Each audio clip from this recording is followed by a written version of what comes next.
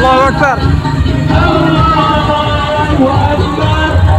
Ya, inilah keadaan Oksubon, ibu kota Kabupaten Aceh Utara.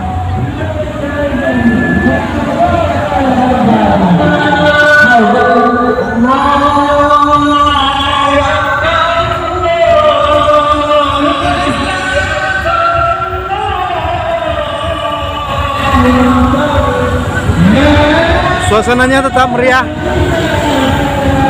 walaupun tidak seperti tahun-tahun sebelumnya.